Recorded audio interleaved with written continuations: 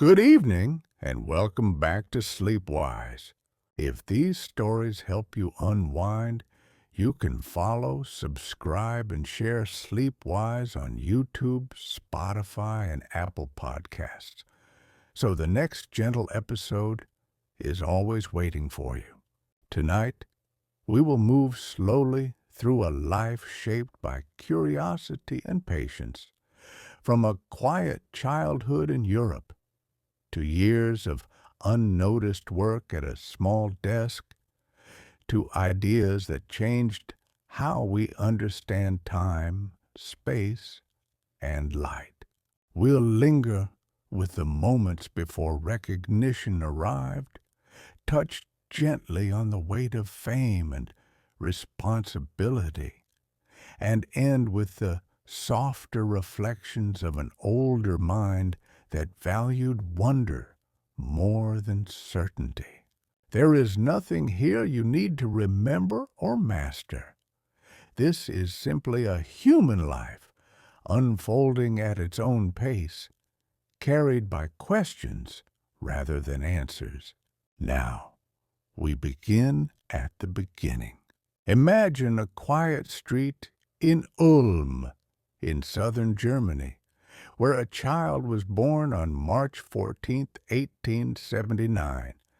As winter loosened its grip and the air smelled faintly of river stone, within a year his family moved to Munich, where his father and uncle worked in the growing electrical industry, a world of wires and lamps, just beginning to stretch light into the evenings. He was born into a Jewish family that was modern and practical rather than strictly religious, shaped by a Europe that was industrializing quickly, even as traditions still lingered. The world around him moved fast, but his own rhythm was slow and careful, and those close to him later remembered that he spoke later than many children. In the family home, a small object entered his hands, a compass, its needle calmly turning toward an unseen north, as if the space around it carried quiet instructions. That simple motion mattered because it suggested that invisible forces could shape the world without noise or spectacle. Not long after, another presence arrived, a violin, tucked beneath the chin, teaching patience, repetition, and the way a single note can soften a room. As you rest, you might imagine lamplight warming wooden floors, the hush of evening settling in, and a child listening more than speaking. At school in Munich, discipline and memorization were valued, and he often felt uneasy with answers that arrived too quickly. He was not uninterested, only unwilling to accept ideas that did not feel true when held gently and examined from all sides. Even in these early years, a habit began to form. The quiet "what if?", the willingness to imagine a scene so clearly that it becomes real in the mind. Tonight, we start here, with a slow beginning, a steady compass, and the first signs of a life guided not by speed, but by wondering. For now, there is nothing you need to follow, only the calm of listening as the story continues on its own. In Munich, the nights could feel industrial, even when the street grew quiet. Workshops and tram lines cooled down after sunset, and the air held a faint metallic scent. Inside the Einstein home, lamplight softened the walls, and conversations drifted toward practical things. Hermann Einstein, Albert's father, and his uncle Jacob worked with electricity in a time when electric power was still a young promise. Cities were only beginning to trade gaslight for bulbs, and many people still found the glow uncanny, as if daylight had learned to stay late. For a child, this meant growing up beside invisible forces that could be switched on and off. Not magic exactly, but something stranger, a rule that you couldn't see, yet could rely on.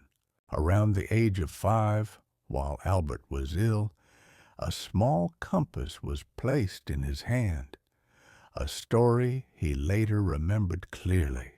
The needle hesitated, then settled, pointing north as if the room contained an unseen road.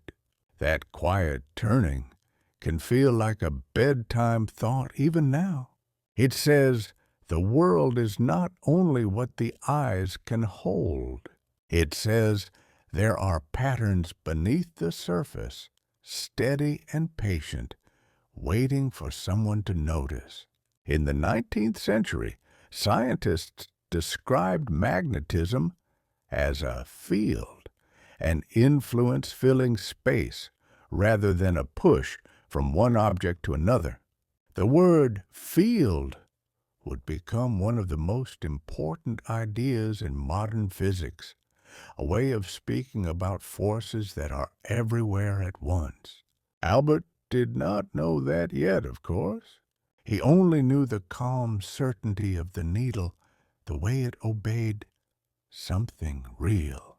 And in the background of his childhood, Germany was accelerating into modern life, with new machines, new industries, and a growing pride in order and efficiency. Even his family's Jewish identity was shaped by that modern world, present, meaningful, but often more cultural than strictly religious.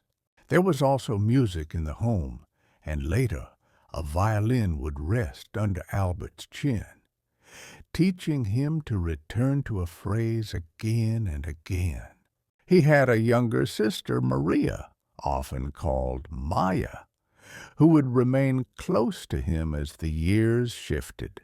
Family stories said Albert spoke later than many children, and that his early manner was careful, as if words should be chosen slowly. Whether or not every detail is perfect, the impression remains. He watched closely.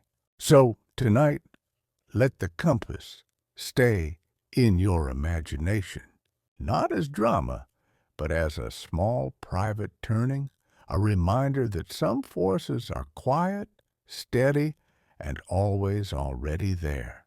The older Albert became, the more school felt like a narrow corridor. The Luitpold Gymnasium in Munich prized discipline, recitation, and the tidy authority of the teacher's desk.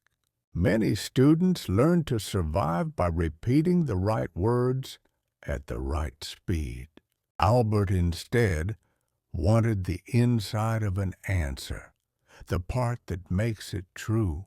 He disliked being pushed to accept conclusions without understanding how they were built. Later, he described the atmosphere as stiff, almost military, reflecting a Germany that valued order and hierarchy. It wasn't that he refused learning. It was that he refused learning that felt hollow. Outside the classroom, his mind softened and opened.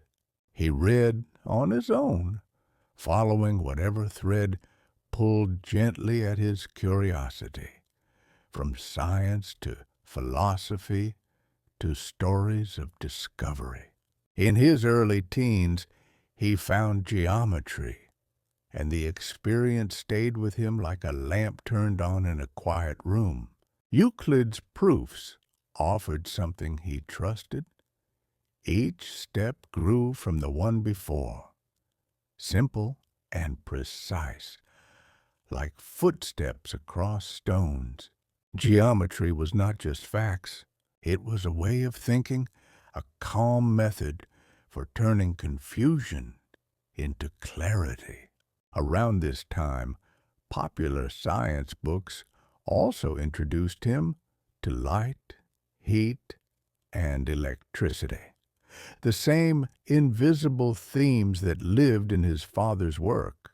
19th century physics was still shaped by Isaac Newton's picture of space and time as a fixed stage, a steady backdrop where motion played out. Most educated people assumed that time flowed the same everywhere, like a universal river. Albert accepted these ideas the way you accept the air, until the day you notice it. At home, ordinary life continued.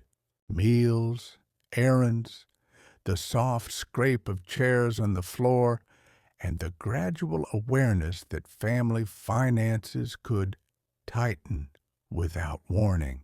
His father's business, like many early electrical ventures, faced competition and uncertainty.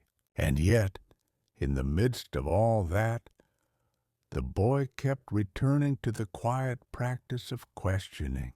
He still played the violin, sometimes reluctantly, sometimes with sudden tenderness. Music does not demand that you be right. It only asks that you listen and try again, and let time pass in a steady line. That may be one reason it remained a refuge for him long after school was gone. There is also a quiet courage in being out of step, not the loud kind, not the confrontational kind, but the courage to stay with your own sense of truth when the room prefers obedience. Tonight, we hold that courage gently. We don't squeeze it. We simply notice it, the way you notice your breath returning again and again without needing an audience. In the mid-1890s, the family's life shifted, as families often do, not with a single dramatic turn, but with a series of practical decisions. Hermann and Jakob Einstein moved their electrical work away from Munich, searching for better prospects as the industry changed. They eventually headed toward Italy, where opportunities seemed brighter, and the air itself felt lighter. Albert stayed behind for a short time to finish school, but the separation did not hold. He left the gymnasium and followed south, stepping out of the strict corridor of Munich and into a different rhythm. Italy offered sun on stone, slower streets, and a sense that time could widen.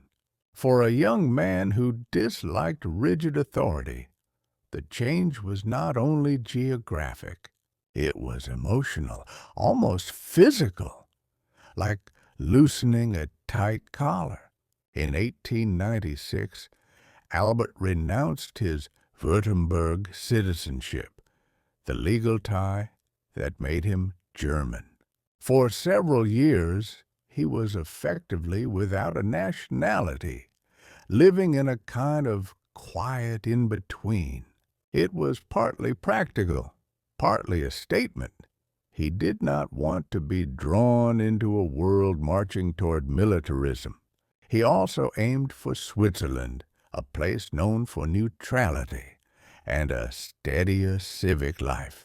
He attempted to enter the Swiss Federal Polytechnic in Zurich, today called 8th Zurich, by taking its entrance exam.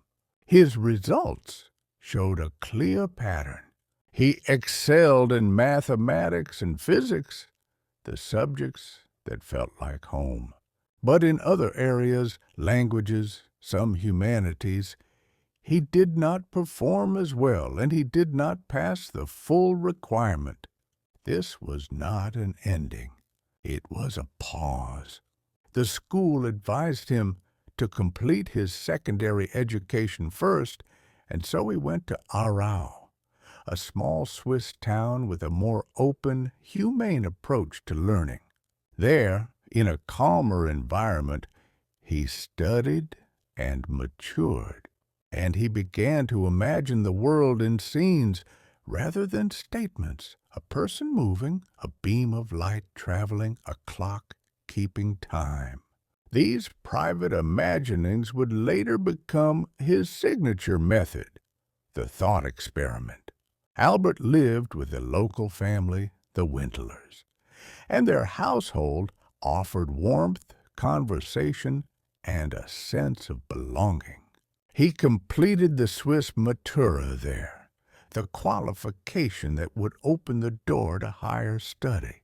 In a short essay from this period, he described wanting a life devoted not to power, but to understanding and usefulness, as if a mind should serve something larger than itself.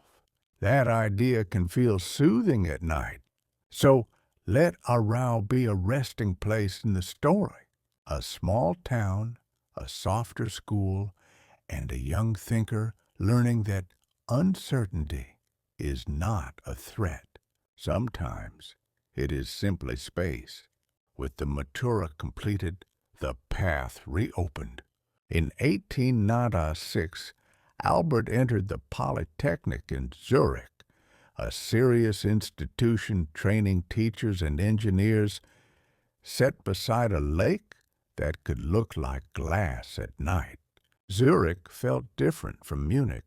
There was structure, yes, but also a quieter, civic atmosphere, a little more room to breathe. Albert studied mathematics and physics, officially preparing to teach. Unofficially, he was building a private relationship with nature, asking what the world was doing beneath the surface of appearances. His approach was uneven in the way many curious minds are uneven. He could be brilliant, but he did not always respect lectures, especially when they felt like memorization wrapped in authority. He often read on his own instead, trusting his instincts, sometimes at the cost of pleasing professors.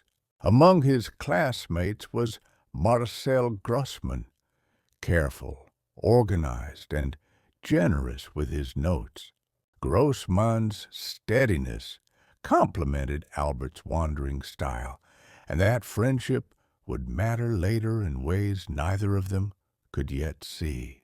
Albert also met Mileva Maric, a fellow student from the Balkans, one of the few women in the program. She was serious and intellectually ambitious, and their relationship grew through study, conversation, and long letters. These were years of becoming, not only learning formulas, but learning people, walking by the lake, arguing gently about ideas, trying to imagine a future that would hold both love and work. Albert graduated in 1900, but the next step did not arrive smoothly. Academic assistantships were competitive, and Albert's independent manner had not made him a favorite of every professor. So he took temporary teaching jobs and kept searching, sending applications, waiting, hearing little back. In the background of this struggle, Europe's universities were still deeply formal. To belong, you often needed the right patron, the right relationship, the right tone of deference. Albert was not naturally fluent in that language, and yet the waiting did not stop his thinking. If anything, it sharpened it. When the outer world feels uncertain, the inner world sometimes becomes clearer. You can imagine him in a small rented room, winter pressing at the window, the city quieting early, paper on the desk, a pencil worn down, and the strange comfort of thinking without interruption. He was learning, even then, to trust solitude without becoming lonely, to let questions keep him company. And perhaps that is why his later ideas would feel so wide, because they were first practiced in silence. Bern was smaller than Zurich and quieter in its ambitions. In 1902, Albert Einstein found steady work at the Swiss Patent Office, a place that examined inventions with careful, practical eyes. His title was modest, and the work was ordinary, reading claims, checking descriptions, judging whether an idea was new. But ordinary work has a secret gift. It gives the mind a rhythm, and when the day is predictable, imagination can wander without fear. In the patent office, Einstein met a constant parade of devices. Machines meant to measure time, transmit signals, move energy from one place to another. He learned to ask again and again a question that sounds simple but is quietly powerful. What exactly is being measured here? A patent must be precise, and precision has its own calm. You can picture him at a desk, ink on paper, the soft scratch of a pen, the daylight turning pale on the window glass. Outside, the modern world was quickening. Telegraphs stitched cities together, railways insisted on timetables, and electricity continued to spread, making now feel more synchronized than ever. Yet in physics, something was unsettled. Scientists had strong laws for motion and force, and strong laws for electricity and magnetism. But the two did not fit together smoothly. James Clerk Maxwell's equations described light as an electromagnetic wave moving at a fixed speed. If that speed was truly fixed, then time and space could not be as simple as most people assumed. Einstein did not have a grand laboratory. He had thought experiments, the kind you can do with your eyes half closed. What if you rode beside a beam of light? What if two clocks tried to agree? What if a train carried a flash and two observers watched from different places? At night, he walked with friends by the Aare River, speaking softly about ideas and then returning home to the same quiet room. He married Mileva Maric in 1903, and their first years together were filled with work, worry, affection, and the small pressures of money. And still, the questions kept arriving, gentle but persistent.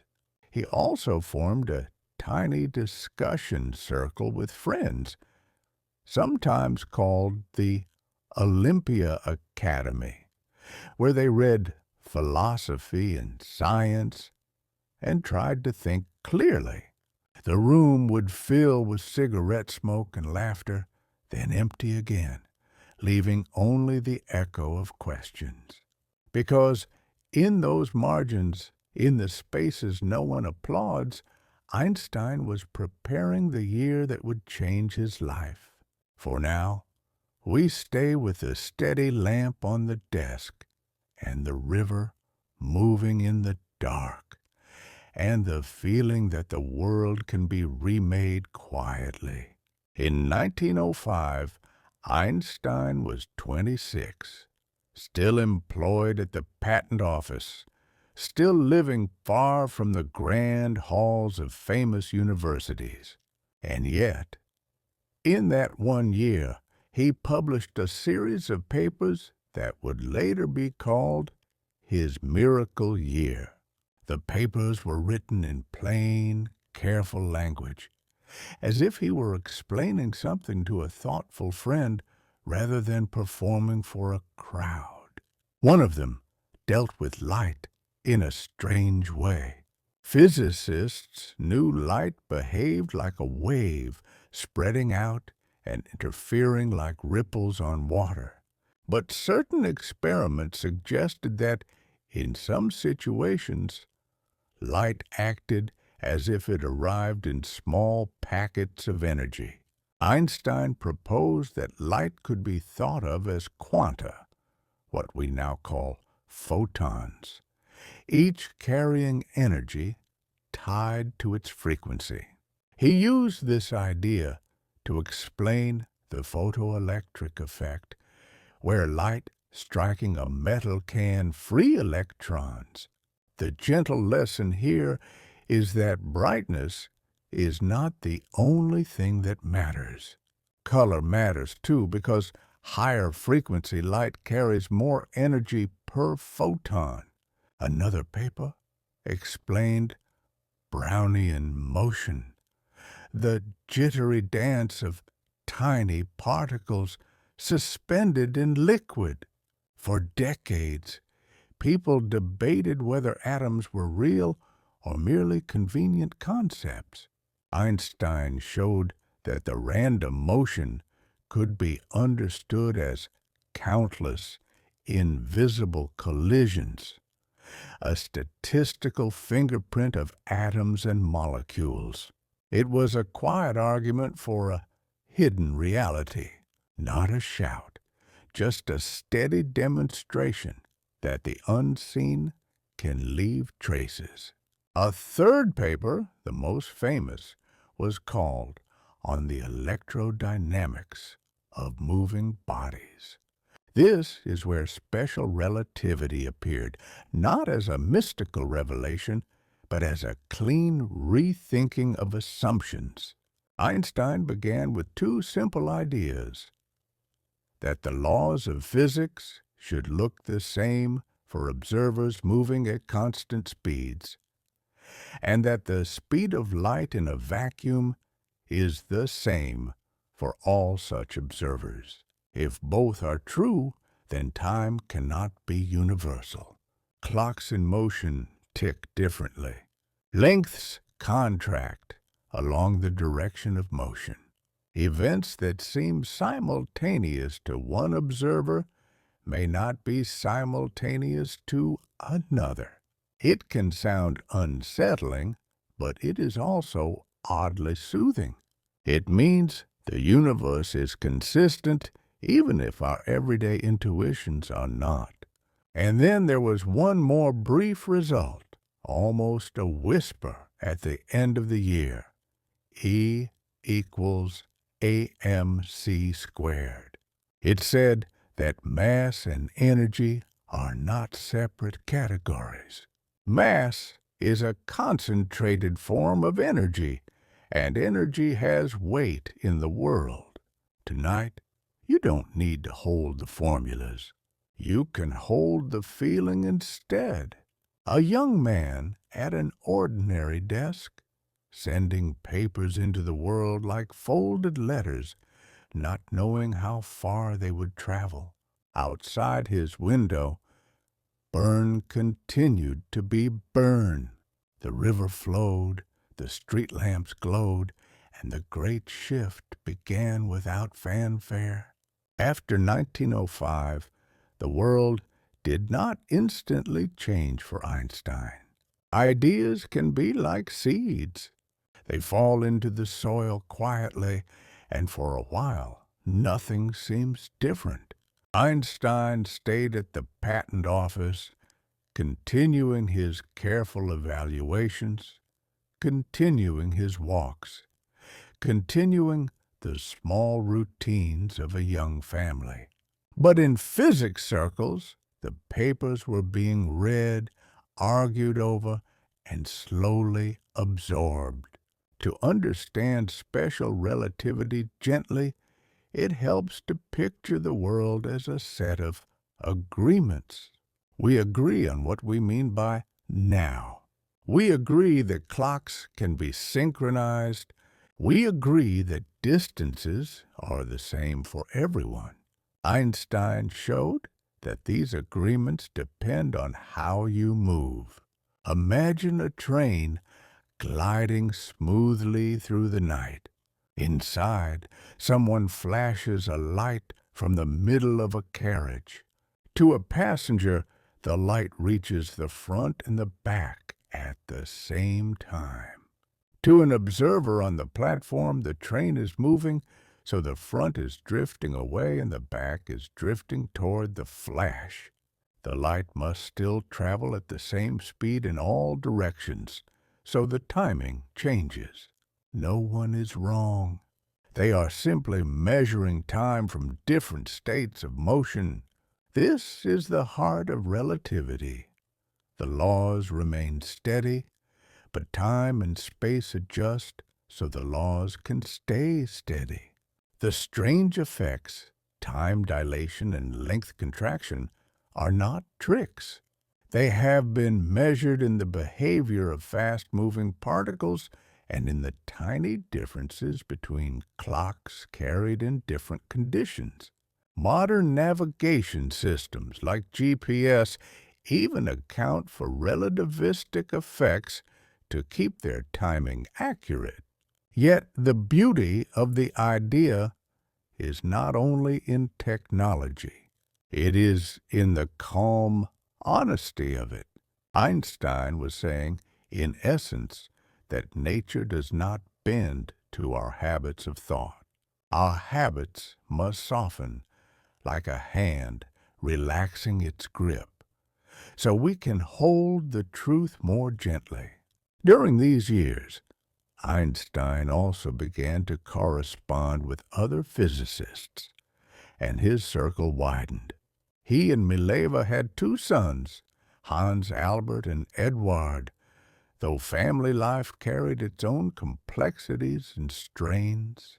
At times, the household felt crowded with worry, and at other times, it felt bright with possibility. You can imagine late evenings, papers spread on a table, the quiet sound of the city fading, and a mind returning again to the same patient questions. Not for applause, not for power, just for the feeling of coherence, the sense that the universe, however vast, might still be understandable. Tonight, let the train glide on. Let the clocks tick with their different rhythms, and let your own mind loosen, as if time, for you, could become a little softer too. In 1907, still at the patent office, Einstein had another quiet insight, one that arrived like a simple sentence. He called it his happiest thought. If a person is falling freely, they do not feel their own weight. In free fall, gravity seems to disappear. From that gentle observation grew the equivalence principle, that the effects of gravity and the effects of acceleration can resemble each other. It is the kind of idea you can sense with your body. In an elevator that suddenly rises, your feet feel heavier. In an elevator that drops, your stomach lifts, and your weight seems to fade. Einstein began to wonder whether gravity might not be a force pulling at a distance, but something tied to the shape of space and time themselves. This would become general relativity, but it took years of work, and at first it was only a soft direction, a compass pointing toward a new north. Meanwhile, his career finally began to shift. In 1909, he left the patent office to take an academic position in Zurich. Then came posts in Prague and back again in Zurich, each move bringing him closer to the center of European physics. The Miracle Year papers were no longer just interesting. They were changing what colleagues felt was possible. Einstein's style remained unusual. He often worked by intuition first, building a picture in the mind and then searching for the mathematics that could hold it firmly. For general relativity, he needed heavier mathematical tools than before, and he leaned again on friendships, especially Marcel Grossman, who helped him navigate the geometry that would become essential. The story here is quietly comforting. Even the most original minds need help. Even the brightest insights still require patient craft and the willingness to learn what you do not yet know. As these years passed, Europe itself was tightening. Nationalism sharpened, alliances formed, and the political air grew tense. Einstein, who disliked militarism, found himself watching the continent with a kind of inward unease, and beneath it all, the same steady question persisted. If gravity can be felt away in free fall, then what is it really? In 1911, he even suggested that gravity could bend light, a prediction that sounded almost like poetry at the time. Light, the straightest thing we know, might curve when it passes a massive body. The universe, he sensed, was not rigid. It was pliant, like fabric under a gentle hand. Tonight, you can let that question rest in your mind like a pebble in a pocket. Not heavy, just present. By 1914, Einstein was invited to Berlin, the heart of German science, with a prestigious position and the promise of time to think. He accepted, and the move marked a turning of the story. The city was larger, louder, more official, and the political atmosphere was growing darker. That same year, Europe slid into the First World War. Borders hardened, letters were delayed, friends ended up on opposite sides of new lines, and the mood of the continent shifted from curiosity to survival. Einstein, who remained committed to pacifism, felt increasingly out of step with the public enthusiasm for war. In Berlin, his personal life also strained. His marriage to Mileva was already fragile, stretched by distance, money worries, and the quiet injuries that accumulate over years.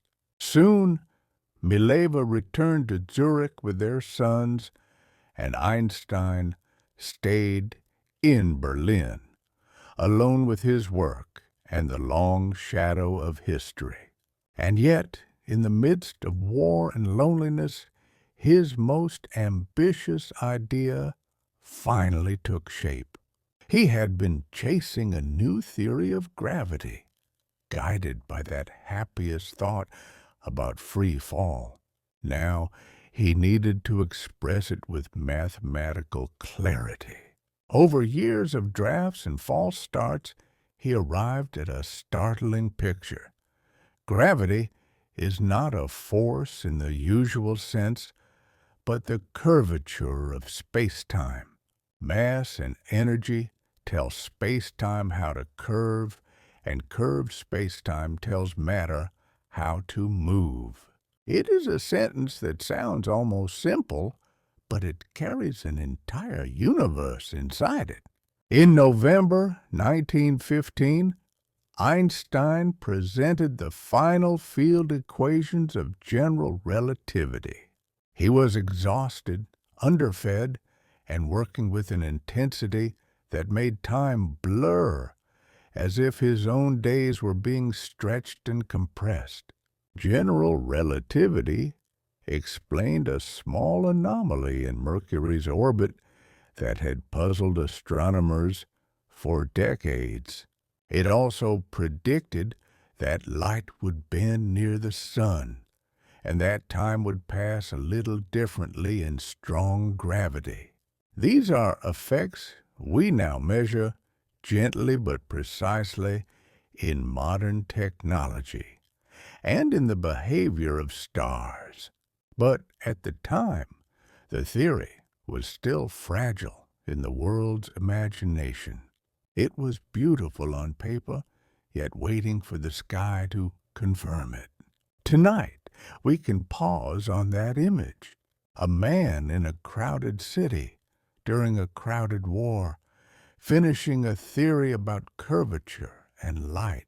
And beneath all the complexity, the simple, SleepWise truth remains. Great changes are often made in quiet rooms, one line at a time, while the world outside keeps moving. So let the room grow still. Let the idea rest without effort, and let your own thoughts curve gently toward sleep. In 1919, the confirmation arrived from the sky, and it arrived gently, as if the universe preferred understatement. A total solar eclipse gave astronomers a rare chance to test Einstein's prediction that starlight would bend as it passed the sun.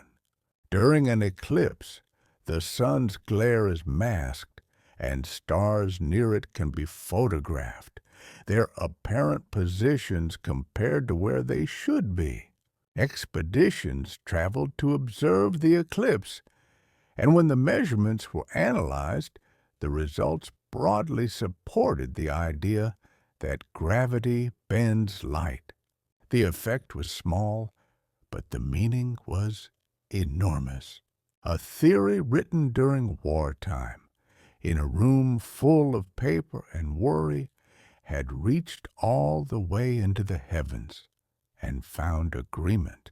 News spread quickly, and the newspapers did what newspapers do. They turned a complex idea into a simple headline and a thoughtful man into a symbol. Einstein became famous almost overnight, not just among physicists, but among ordinary people who might never read an equation. His face, his hair, his quiet eyes, they became shorthand for genius, a word too heavy to be comfortable. He traveled, gave lectures, and met crowds that wanted not only understanding, but reassurance that the world still held meaning after war. Europe was exhausted. The First World War had ended, but the peace was uneasy, and the grief sat in the background of daily life like dust that never fully settles. Einstein's fame carried an odd contradiction. His work suggested a universe of elegant order, yet his era felt fractured, fragile, and unpredictable. Still, he kept speaking for peace, for international cooperation, for a world that did not mistake nationalism for purpose. He also became involved in Jewish cultural life and the growing idea of a homeland in Palestine, though his relationship to religion remained more philosophical than devout. If you imagine him now, imagine a man stepping onto a platform, lights in his eyes, applause like weather. Inside, the same mind that once held a compass in a quiet room, the same mind that preferred a slow walk to a loud celebration. Tonight, let fame pass by like a train in the distance. You do not need to climb aboard. You can simply hear it fade and return to the softer truth underneath. A human life is still made of ordinary evenings, gentle doubts, and the steady comfort of wondering. Fame did not simplify Einstein's life. It complicated it in the way bright light can complicate a room, revealing corners you didn't know were there. After years of strain, his marriage to Mileva ended in divorce in 1919, and later that same year, he married his cousin Elsa, who became a steady presence amid the noise of public life. His family story held tenderness and difficulty at once. He loved his sons, yet distance and circumstance shaped their relationship, and the weight of adult choices does not always fall evenly. In the public world, Einstein's name traveled far beyond physics. He became a figure people argued about, sometimes with admiration, sometimes with suspicion, sometimes with anger. Some criticisms were scientific, which is normal and healthy. Others were political, nationalist, and openly anti-Semitic, reflecting a Germany where resentment was rising in the aftermath of war and economic hardship. Einstein responded in his own way, not with theatrical confrontation, but with clear statements and a refusal to be intimidated. He continued to work on physics, too, exploring how light interacts with matter, thinking about quantum theory, and debating the meaning of probability and uncertainty.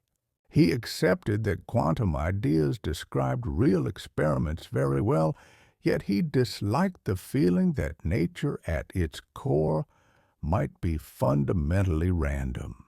His discomfort was not stubbornness for its own sake.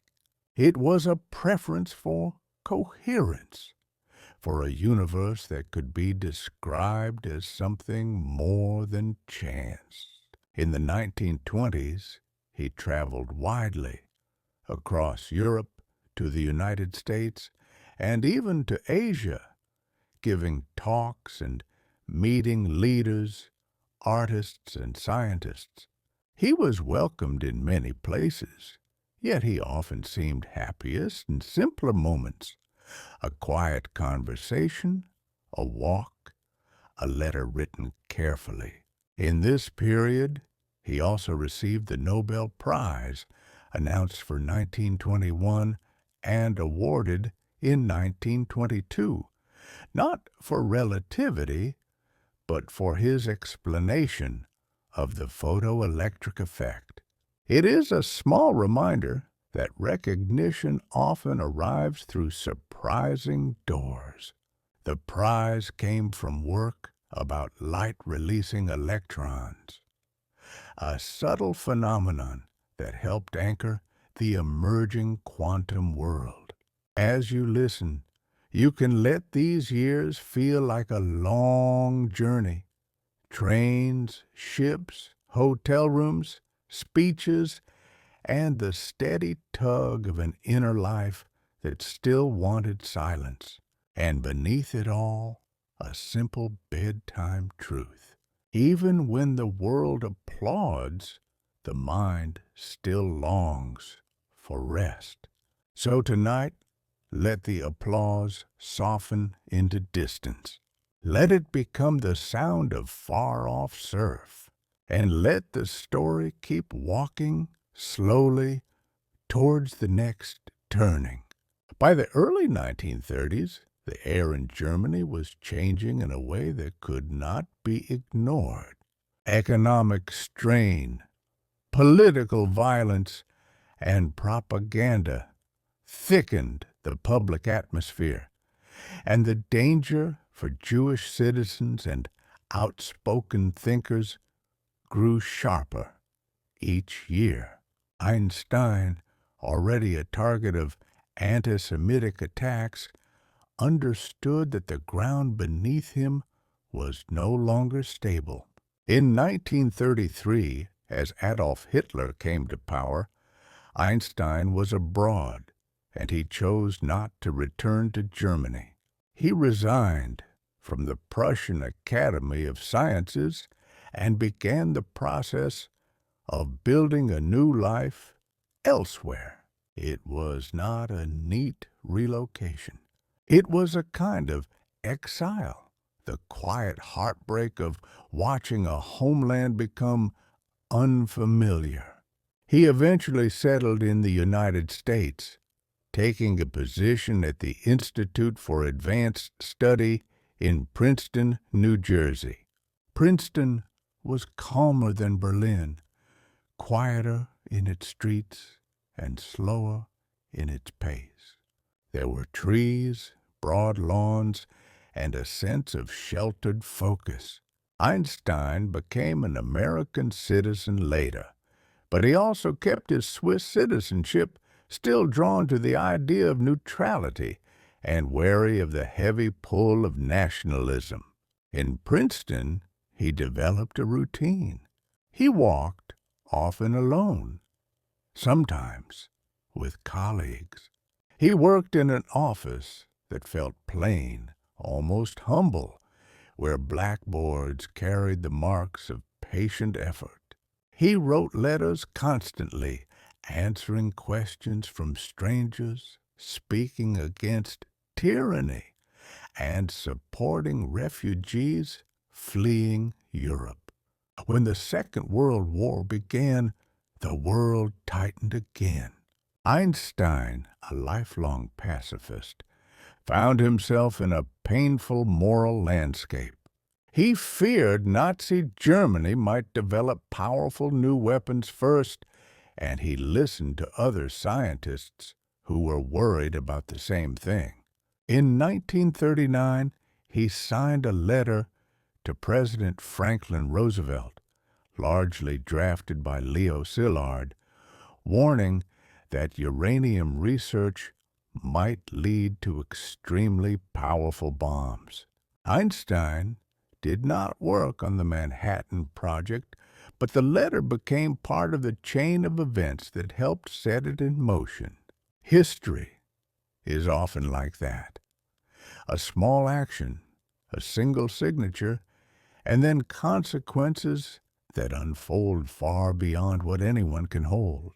Tonight, we hold this moment gently, without forcing emotion into it.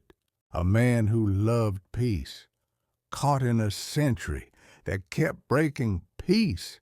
A mind that understood the beauty of light, watching the world use light in darker ways. If you feel the weight of it, let it be brief, like a cloud passing across the moon. Then let it move on, because the story still has quieter rooms ahead, and softer reflections, and the slow human work of living with what we have helped create. After the war, the world entered a new age, and the word atomic carried a kind of cold brightness. Einstein spoke openly about the danger of nuclear weapons, urging international cooperation and caution. He did not pretend to have easy answers. He simply insisted that humanity needed wisdom equal to its power. In Princeton, his daily life remained surprisingly plain. He wore simple clothes, often without socks, and kept a schedule that valued long stretches of uninterrupted thought. He walked through town with hair uncombed, not as a performance, but as indifference to appearances. To him, the inner world mattered more than the outer polish. His scientific focus in these later years turned toward a unified field theory, an attempt to bring gravity and electromagnetism into a single framework. He wanted a deeper unity, a single set of principles beneath the variety of forces. The search was difficult, and he did not achieve the final synthesis he hoped for. But the effort itself reveals something tender. A person can be celebrated and still remain unfinished. A person can be admired and still wake up each day with an unsolved question. In parallel, physics was moving rapidly into the quantum era, developing new theories and new tools. Einstein respected the success of quantum mechanics in predicting experiments, yet he continued to feel uneasy with its philosophical implications. He became known for the argument that God does not play dice, a phrase that captured his discomfort with fundamental randomness. Even that phrase is better understood as longing rather than defiance, a longing for a universe that can be described as coherent and complete. In Letters and Conversations, he also spoke about humility. He emphasized that imagination is more important than knowledge, in the sense that imagination can reach toward what we do not yet know. He admired the simple pleasure of understanding, the moment when confusion turns clear. And he kept returning to the feeling of awe, the sense that the universe is intelligible, but never fully possessed. As you listen now, imagine an older man at a blackboard, chalk dust on fingertips, the window showing late afternoon light. Outside, a world hurrying. Inside, a mind still moving at its own pace. There is a comfort in that. You do not need to finish everything before you rest. You do not need the final answer to allow yourself peace. Tonight, let the unfinished parts of your own day loosen their grip. Let them become quiet, like chalk erased from a board, leaving only the softest trace. In the final years of his life, Einstein became less a maker of new revolutions and more a keeper of certain gentle values. He continued working, writing, and speaking, but the tone of his public voice often turned toward responsibility, compassion, and restraint. He supported civil rights in the United States, spoke against racism, and encouraged the kind of courage that refuses to accept injustice as normal. He also continued to answer letters from strangers, as if curiosity itself deserved respect. His health declined gradually, and the body began to insist on limits. Even so, he kept walking when he could. There is something deeply human about a thinker who prefers movement, as if the rhythm of steps helps thoughts settle into place. In April 1955, Einstein died in Princeton at the age of 76. The official cause involved complications from an abdominal aortic aneurysm, a weakness in a major blood vessel. He refused surgery that might have prolonged his life, choosing instead a natural end, guided by his sense of dignity and acceptance. He had become, by then, more than a scientist in the public imagination. He was a symbol of intellect, yes, but also of a certain kind of gentle seriousness. Someone who could change the way we see the universe and still speak plainly about peace. Someone who could hold the largest scales, space and time, and still be moved by a simple mystery. After his death, his legacy continued in many directions.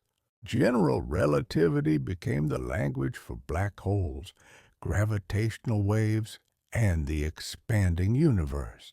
Quantum theory, though not shaped by him in its final form, carried the mark of his early insights about light. Modern technology still relies on precise timekeeping, and in quiet ways, relativity touches everyday tools. But tonight, we don't need to list accomplishments. We only need to let the shape of a life settle. A child with a compass, a young man at a patent desk, a thinker imagining trains and clocks and beams of light, an older figure walking under trees, still not fully satisfied, still reaching for unity. And perhaps that is the softest lesson. A good life is not a completed puzzle. It is a continuous relationship with wonder. So, as we move forward in the story, we will linger with what remains: the quiet philosophy, the human tenderness, the way curiosity can be a form of peace. For now, let the room feel still. Let the universe feel wide but friendly. And let yourself drift one slow breath at a time toward rest. After Einstein's death, his ideas did not sit still. They traveled outward, carried by other minds, other instruments, other nights of patient work. General relativity, once confirmed by an eclipse, became a foundation for how we describe gravity in the modern world. It explains why Mercury's orbit shifts slightly, why light bends near massive objects, and why time passes differently in different gravitational fields.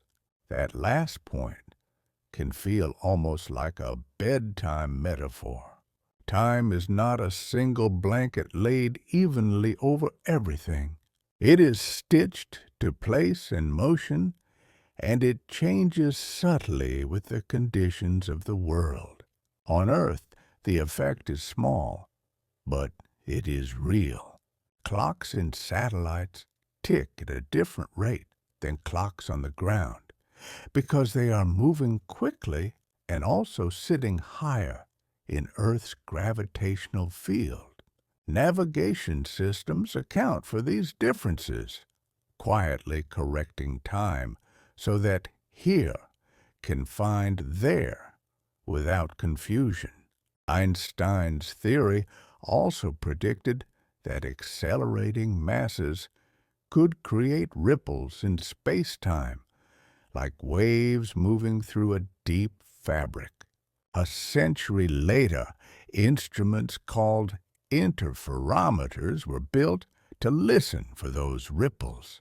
In 2015, the LIGO observatories announced the first direct detection of gravitational waves caused by two black holes merging far away. It was as if the universe had spoken in a new voice, and the voice matched a sentence Einstein wrote long ago. And yet, even with these confirmations, his work also points to the edges of what we understand. General relativity describes the very large with extraordinary elegance, while quantum theory describes the very small with extraordinary accuracy. But the two frameworks do not fit together easily, and physics still carries that tension like an unanswered question. Einstein spent many of his later years searching for unity, and in that sense, his unfinished work has become part of the inheritance too. Tonight, we can hold that gently. A life can change everything and still leave something open. A mind can illuminate the sky and still feel a quiet dissatisfaction, not as bitterness, but as devotion. As you listen, imagine a dark field under clear stars. Somewhere, two black holes spiral together. Somewhere, a clock ticks a fraction differently than another clock. And somewhere inside you, the simple relief of not needing to solve anything tonight.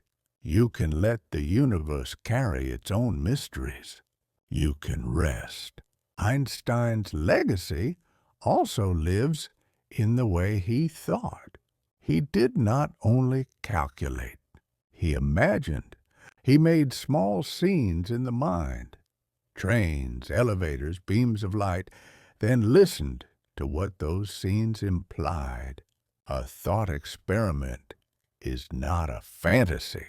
It is a careful rehearsal of reality, done quietly, with attention to the rules. It is a way of asking, if this is true, what else must be true?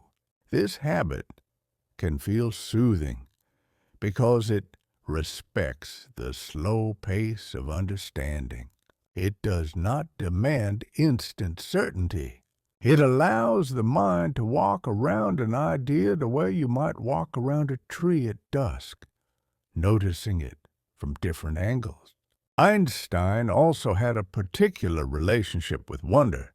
He often spoke about the mysterious as the source of art and science, the feeling that something larger is present behind everyday things. He did not mean mystery as superstition. He meant mystery as humility, an awareness that reality is deeper than our current language for it. In his personal philosophy, he valued curiosity, simplicity, and a kind of gentle reverence for nature. He admired Spinoza's view that the divine is not a person who intervenes, but the underlying order of the universe itself. He believed in causality and coherence, which is why quantum randomness troubled him. Yet he also respected evidence, and he acknowledged when experiments spoke clearly, even when he disliked the implication. There is a softness in that kind of integrity, to prefer one picture, but to accept what the world insists upon. Einstein's life also reminds us that intellect does not protect you from being human. He could be warm and humorous, but also distant. He could be generous, but also imperfect in relationships. He could advocate for peace and still be tangled in the painful choices of his century.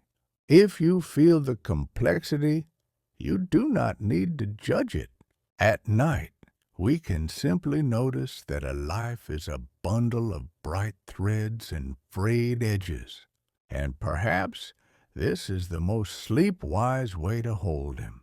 Not as an icon, not as a myth, but as a person who kept returning to the same quiet practice, to look closely, to ask gently, and to accept that reality is larger than pride. Tonight, you can borrow that practice for yourself, not to solve your life, but to soften it. A slow question can be kinder than a fast answer. A calm mind can be a form of peace. When people speak of Einstein, they often speak of genius as if it were lightning, a sudden bolt, a single moment, a dramatic flash.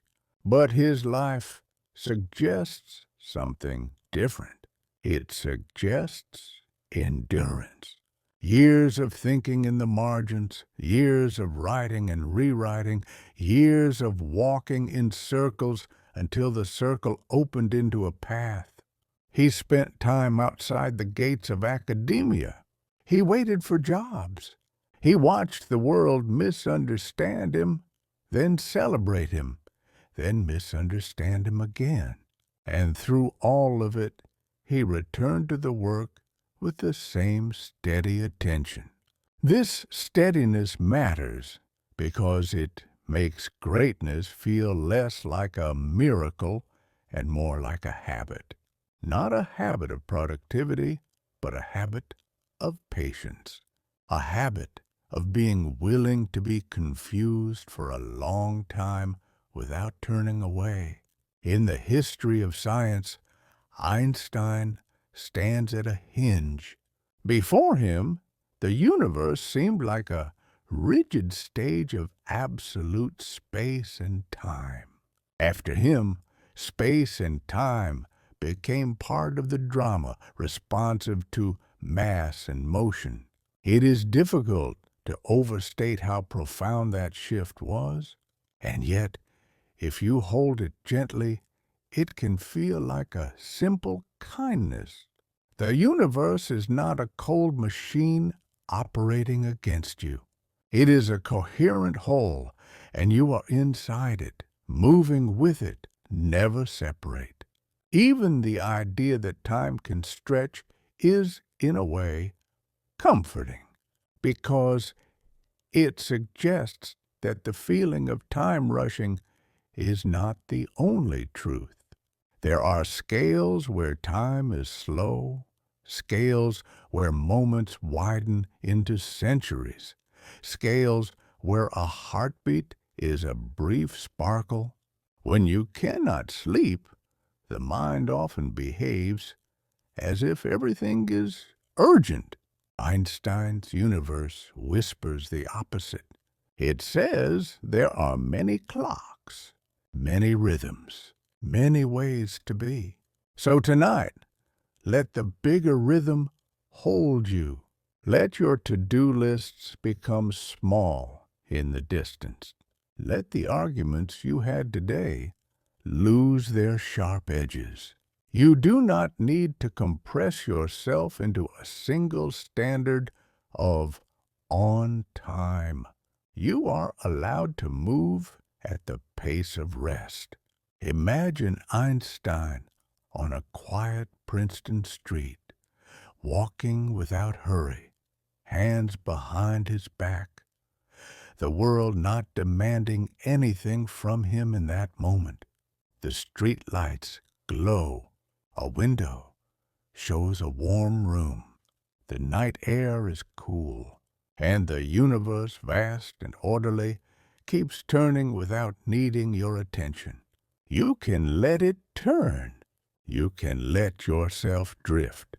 Now the story begins to dim, the way a room dims when you lower the lamp. We have walked from Ulm and Munich to Zurich and Bern, from a patent desk to starlight, from war to exile, from equations to reflection. And if you notice, the story was never only about physics. It was about the way a mind can be gentle and stubborn at once, the way questions can become a home, the way a person can carry wonder through an era that tries to replace wonder with fear.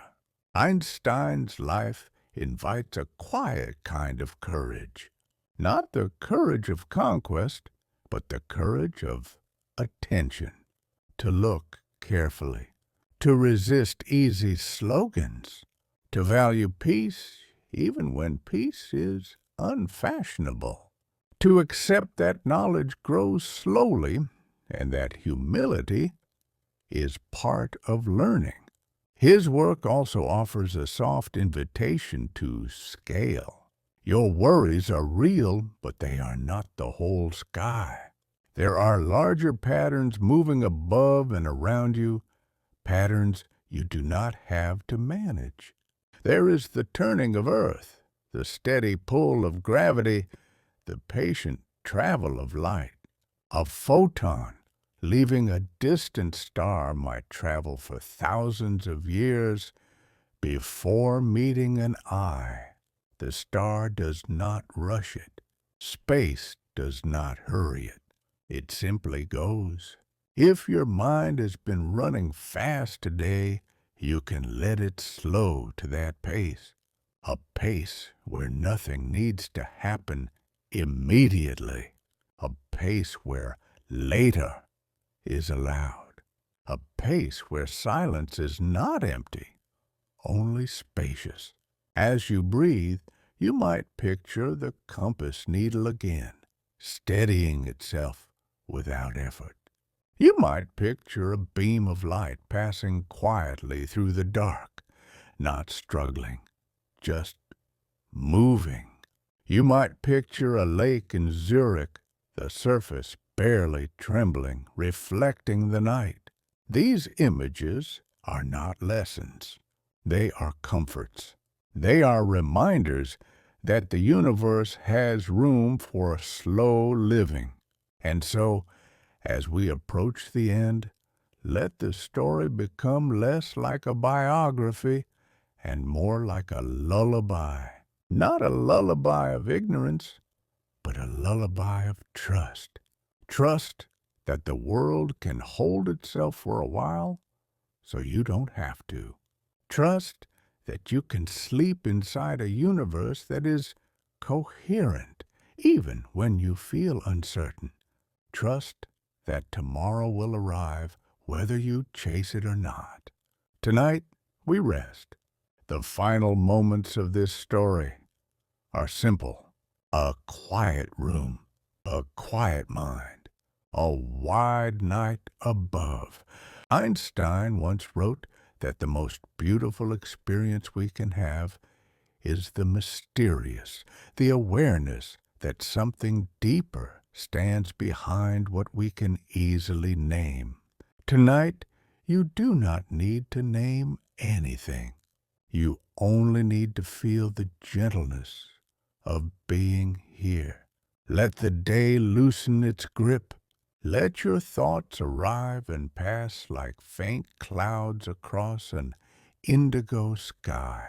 If one thought returns again and again, you can treat it kindly, the way you would treat a child who cannot quite settle. You do not scold it. You do not chase it. You simply notice it and return to your breath. In the background, the universe continues with quiet reliability. Gravity holds you to the bed. The air moves in and out. Time passes, not as a threat, but as a soft, steady current. Somewhere far above, light travels. Somewhere in the dark, space-time curves around massive bodies, shaping paths without noise. And somewhere, in the simple warmth of your room, your body remembers how to sleep. You have done enough for today. Even if you feel unfinished, you are allowed to be unfinished. You are allowed to rest inside an unfinished world. The story of Einstein is, in the end, a story of patient attention, a compass needle, a violin note, a thought carried gently until it becomes clear. Let that patience become yours for a moment. Let your shoulders soften. Let your jaw unclench. Let your eyes rest behind their lids. Tonight, you don't need to understand space or time. You only need to feel the quiet safety of the present. And as the universe turns on without you, you can drift with it. Good night.